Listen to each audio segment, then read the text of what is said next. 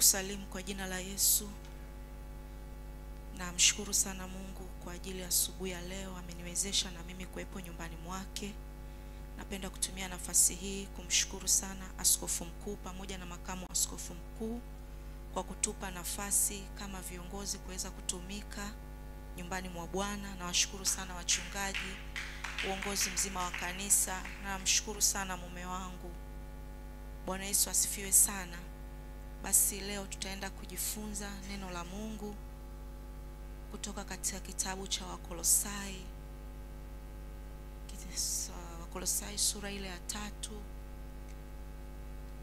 mstari ni ule wa 23.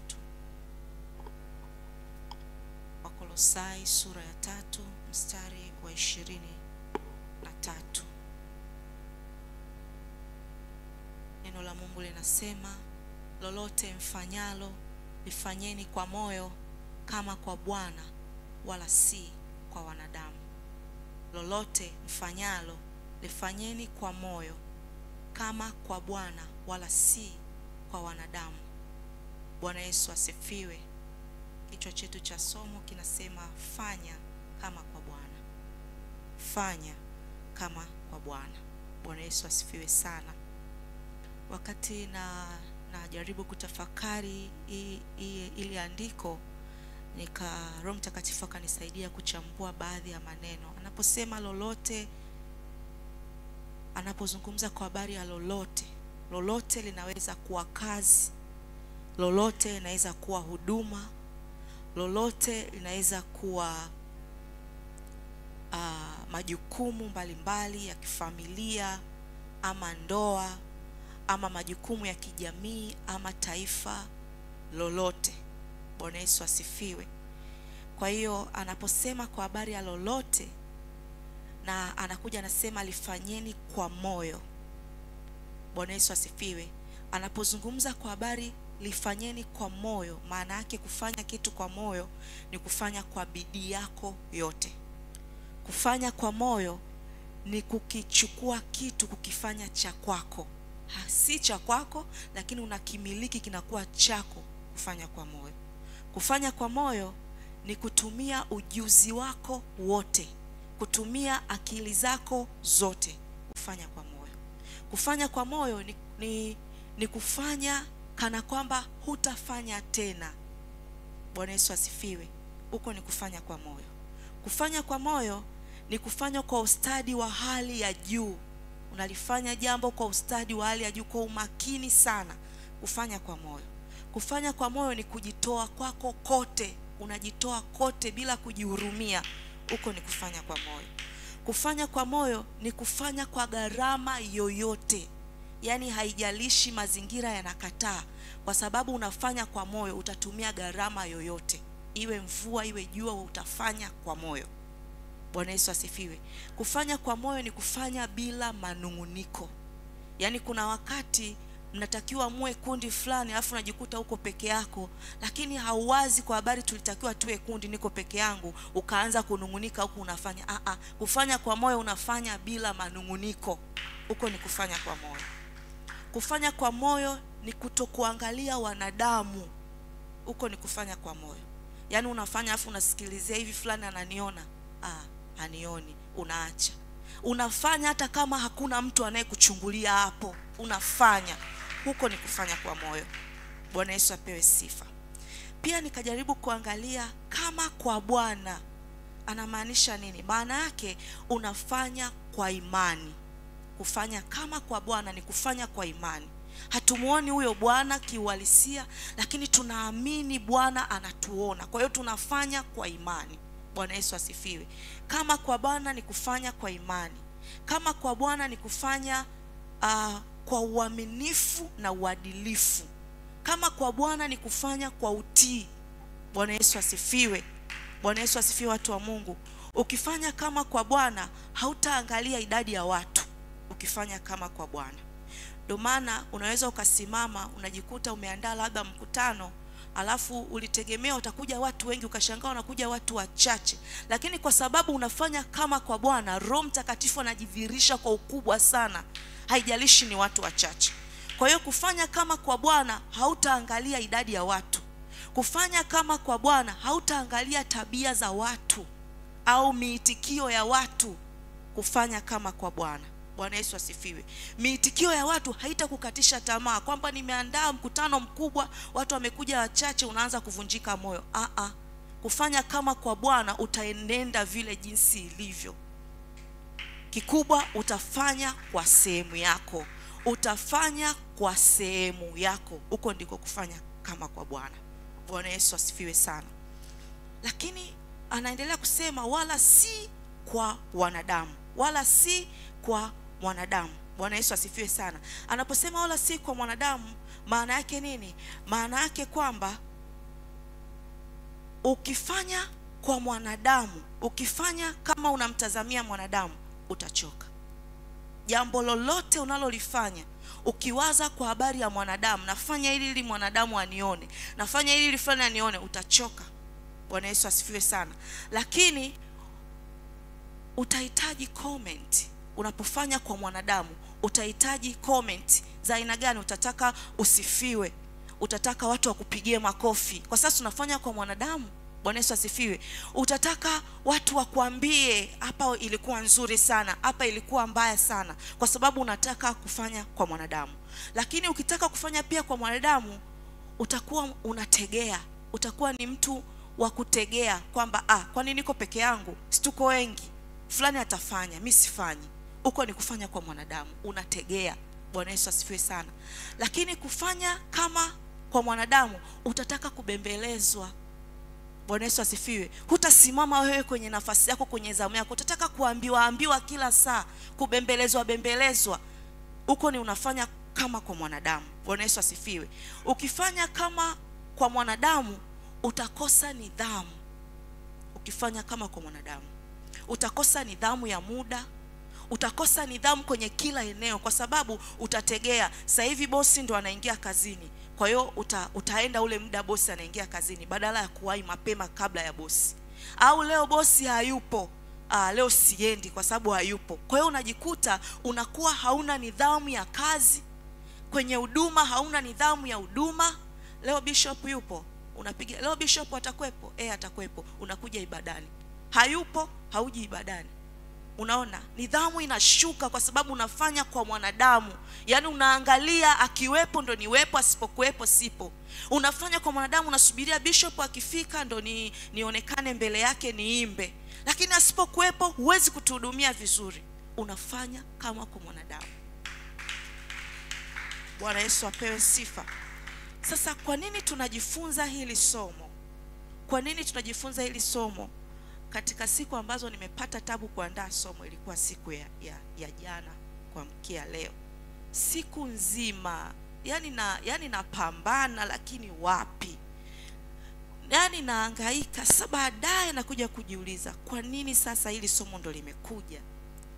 Unajua, kitu ambacho Roho Mtakatifu kanifundisha ni kwamba kuna watu wengi kwa sababu ya kufanya vitu au mambo wanachukulia ni kwa wanadamu.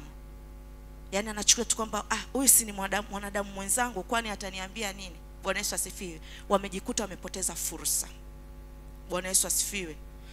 Watu ambao wamefanya vitu kama tu kwa wanadamu, wamejikuta wamepoteza nafasi zao muhimu za kazi. Wamepoteza watu sahihi. Wamepoteza ndoa zao. Wamepoteza kibali. Wamepoteza karama. Wamepoteza vipawa. Kwa nini? Kwa sababu walizoea tu kufanya vitu kama kwa mwanadamu na sio kwa Bwana. Na ndiyo maana leo Roho Mtakatifu anatamani atufundishe. Bwana Yesu asifiwe sana. Sasa kuna mifano ya watu waliofanya kazi kama kwa Bwana. Iko mifano ya watu. Tunakumbuka kwa ile habari ya wale wafanyakazi. Hii nimeita kwa mfanyakazi mwaminifu. Ukisoma katika kitabu cha Mathayo sura 25 kuanzia mstari wa 21. Mathayo mtakatifu sura 25 kuanzia mstari wa 21. Anasema hivi, bwana wake akamwambia, tuanze kwa 20 samani. Tuanze mstari wa 20. Akaja yule aliyepokea talanta 5, akaleta talanta nyingine 5. Akasema, Bwana, uliweka kwangu talanta 5, tazama talanta nyingine 5 nilizozipata faida. Bwana wake akamwambia, vema mtumwa mwema na mwaminifu, ulikuwa mwaminifu kwa machache, nitakuweka juu ya mengi, ingia katika furaha ya bwana wako. Akaja na yule aliyepokea talanta 2, akasema, Bwana, uliweka kwangu talanta 2, tazama talanta nyingine 2 nilizopata faida. Bwana wake akamwambia, vema mtumwa mwema na mwaminifu, ulikuwa mwaminifu kwa machache, nitakuweka juu ya mengi, ingia katika furaha ya bwana wako. Akaja yule aliyepokea talanta 1, akasema, Bwana, nalitambua ya kuwa wewe mtu mgumu, wavuna usipopanda, wakusanya usipotawanya. Basi na nikaogopa, nikaenda nikaficha talanta yako katika ardhi, tazama ninayo iliyo yako. Bwana wake akajibu akamwambia, wewe mtumwa mbaya na mlegevu, ulijua ya kuwa navuna nisipopanda na kusanya nisipotawanya. Basi ili kupasa uiweke fedha yangu kwa watoao riba, nami nikija ningalipata iliyo yangu na faida yake. Basi mnyang'anyeni talanta hiyo, mpeni yule aliyenazo talanta 10. Kwa maana kila mwenye kitu atapewa na kuongezewa tele, lakini asiye na kitu, hata kila alichonacho atanyang'anywa. Bwana Yesu asifiwe sana. Nimesema mifano ya watu waliofanya kazi kama kwa Bwana. Hawa ni watumwa 3 tofauti, na bwana wao aliwapa kila mtu sehemu yake, akitegemea kwao kila mtu atafanya kwa nafasi yake. Huyu wa kwanza akafanya akaleta zaidi, wa pili alikadhalika akaleta zaidi, lakini wanaonekana ni watumwa waaminifu, maana hata wakati bosi wao hayupo bado walifanya vyema. Bwana Yesu asifiwe. Lakini huyu mwingine ambaye alikuwa ni mpumbavu, huyu mwingine ambaye alikuwa ameona kama ninampa tu faida, hakufanya kama kwa Bwana. Alimuona tu si ni mwanadamu tu, kwanza na moyo mgumu. Hao wengine walifanya kama kwa Bwana, huyu mwingine alifanya tu Bwana simzalishi. Bwana Yesu asifiwe. Na vitu vingi vimekufa kwa sababu ya watu ambao wanafanya vitu kwa wanadamu na sio kwa Bwana. Maono mengi yanapotea kwa sababu ya watu ambao wanafanya vitu kwa wanadamu na sio kwa Bwana.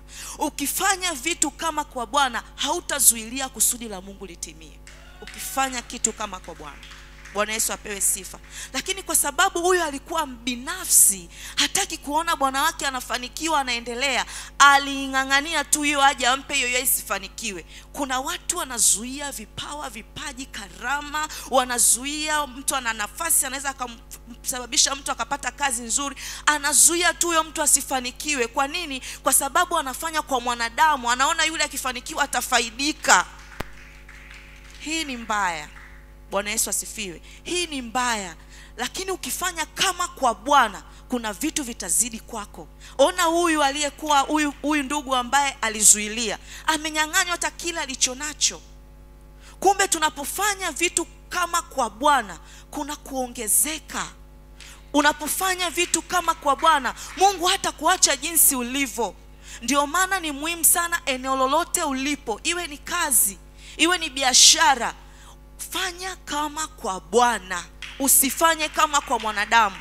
Kuna watu wameajiriwa, pengine ni wadada wa kusaidia kazi za nyumbani, anachukulia kawaida, huyu si ni bosi tu, kwani nimfanyie hizi kazi zote hizi ananilipa shilingi ngapi?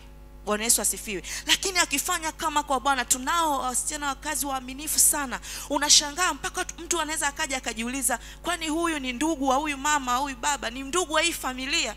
Kwa nini? Huyu ndugu anafanya kazi kama kwa Bwana na wanamtreat vizuri kwa sababu amejitoa kwa moyo wake wote. Huyo mtu huwezi kukaa naye mbali, lazima utamkumbatia.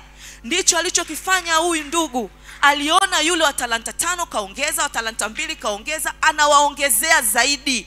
Kwa hiyo ukifanya kitu kama kwa Bwana na si kwa mwanadamu, kuna maongezeko. Bwana Yesu asifiwe. Usiseme unamfaidisha fulani, unaweza usione leo, lakini nataka nikuambie kuwa mwaminifu. Hata kama bosi wako hayupo kwenye eneo la kazi, kuwa mwaminifu. Hata kama ni kwenye huduma, umuoni Archbishop, endelea kuwa mwaminifu. Kwa nini? Kwa sababu aonaye sirini ndio atakaye kulipa wewe. Ukisoma hii Kolosai sura ya 3 mstari wa 24 anasema atatulipa, Bwana analipa ujira. Kwa hiyo utalipwa tu. Haijalishi ni eneo la maisha ya kila siku, Bwana atakulipa. Bwana Yesu apewe sifa. Mfano mwingine ni kwa habari ya Daniel na rafiki zake. Ukisoma Daniel sura ya 6 kuanzia mstari wa 1 hadi wa 4. Daniel sura ya 6. Bwana Yesu asifiwe sana. Leo ninafundisha. Napenda kufundisha. Anasema hivi: ilimpendeza Dario kuweka juu ya ufalme maliwali 120 wawe juu ya ufalme wote, na juu yao akaweka wakubwa 3, na Daniel alikuwa mmoja wao, ili maliwali hawa watoe hesabu kwao, mfalme asipate hasara. Basi Danieli huyu alipata sifa kuliko wakubwa na maliwali, kwa kuwa roho bora ilikuwa ndani yake, naye mfalme akaazimu kumweka juu ya ufalme wote. Bwana Yesu asifiwe. Kumbuka Daniel alichaguliwa tu kama wale wengine wote. Roho njema ni roho gani? Ni roho ya uaminifu. Kuna watu hatupati kazi nzuri, hatupati connection nzuri kwa sababu tunakosa uaminifu. Unakosa uaminifu kwa mambo madogo madogo, kumbe unajipandia mbegu ambayo itakusababisha ushindwe kupata fursa nyingine zaidi. Daniel alikuwa mwaminifu, ndio maana akapandishwa cheo zaidi. Kumbe kuna kuongezwa zaidi, kuna kupandishwa cheo, iwe ni kazini, iwe ni kwenye huduma. Kuna namna Mungu atakuinua kwa sababu ya roho njema, kwa sababu ya uaminifu, kwa sababu ya kuchukuliana na watu, kwa sababu wewe hauna ubinafsi. Haungangani kitu kama ni cha kwako tu. Baba yetu na mama yetu wangekuwa na ubinafsi, hii madhabahu sidhani kama kuna mtu angeweza kusimama. Lakini wao wana roho njema, wanaachilia watu tuzidi kufunguka hapa madhabahuni. Na ndio unaona kanisa limezidi kukua kubwa. Maana yake maono yanatimia, maana yake kusudi la Mungu linatimia. Kwa sababu gani? Kwa sababu hakuzuia. Bwana Yesu asifiwe sana. Mfano wa mtu mwingine ni mtume Paulo. Utasoma Wakorintho wa kwanza sura ya 9 mstari wa 16 hadi wa 19. Lakini pia utasoma kwa habari ya mwanamke mjane, yule mwanamke mjane mtakatifu ambaye unalipata katika Timotheo wa kwanza sura ya 5 mstari wa 10. Huyu mama alikuwa na sifa nzuri. Bwana Yesu asifiwe.